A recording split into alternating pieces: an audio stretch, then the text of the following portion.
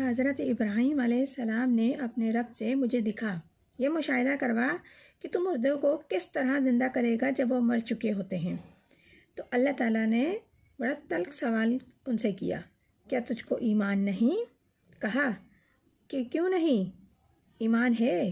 بالکل ہے، مضبوط ہے، پختہ یقین ہے، میں مانتا ہوں، لیکن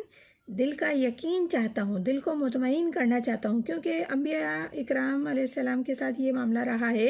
ایمان اور یقین بہت مضبوط ہوتا ہے اور بنانا ہوتا ہے ان کا،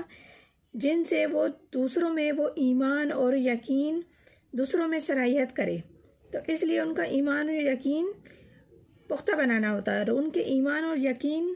کے لیے ان کو ایسے مشاہدات کروائے جاتے ہیں، اور پھر ان کے لیے ایمان صرف ایمان بالغیب نہیں بلکہ ایمان بالشعور ہو جاتا ہے۔ تو اللہ